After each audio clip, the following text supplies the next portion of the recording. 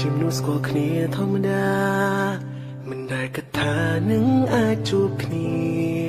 ក្តីស្រឡាញ់ផ្ដើមមកពីរូបពងារស្រឡាញ់គ្នាបែបខុសចំនួនពេលចាប់ផ្ដើមស្រឡាញ់គ្នាដំបូ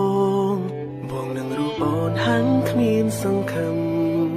ជួបឧបសគ្គក៏អូននៅតែញញឹមនៅតែរឹងពឹងកាន់ដៃបងក្រុមពេលអូនលះបង់ໄວទាំងអង្គទូគ្រួសារស្ងួនជំទង់ក៏តស៊ូទូជីវិតក៏ហ៊ានបដូរឲ្យតែបានរស់នៅក្បែរប្រថ្លៃអូនគឺជាមនុស្សដ៏អស្ចារ្យអូនគឺជាមនុស្សដ៏មហិមាអូនគុណនួនដែលនៅក្បែរបងពុំមានអូនគុណគ្រប់យ៉ាងដែលអូនលះបង់ជូនបងលើលោកនេះមានតែអូនទេសំខាន់ជាងគេក្នុងបែបនងបងនឹងថែមានសួនមិននៅស្រពងអូនជាបេះដូងជាដង្ហើមជាកែវភ្នែករបស់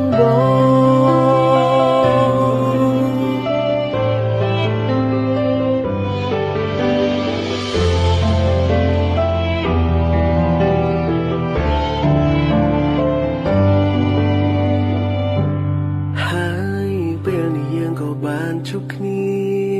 បាននៅក្បែរគ្នាជាគូស្នេហានេះហើយគឺជាអ្វីដែលយើងប្រាថ្នាដែលយើងពុះពីអស់ជាច្រើនឆ្នាំបងសន្យាថាមើលថែរូបអូននឹងស្រឡាញ់ស្ងួនអំពីចិន្តាសាកសីនៃក្តីស្នេហ៍គឺជាកាស្លាបងនឹងជីវ៉ាក្រាបផ្ទឹមរួមគ្នាអូនលះបង់ໄວទាំងអង្គទូគ្រួសារស្ងួនជំទង់ក៏តស៊ូទូជីវិតក៏ហ៊ានបដូរឲ្យតែបានរស់នៅក្បែរប្រថ្លៃ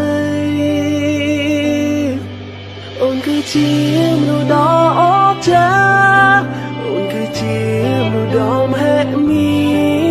អូនគុណនួនដែលនៅក្បែរបងពុំមានអូនគុណគ្រប់យ៉ាងដែលអូនលះបង់ជូនបងលើលោកនេះមានតែអូនទេសំខាន់ជាងគេក្នុងបែបនងបងនឹងថែមានសួនមិននៅស្រពងអូនជាបេះដូងជាដង្ហើមជាកែវភ្នែករបស់បង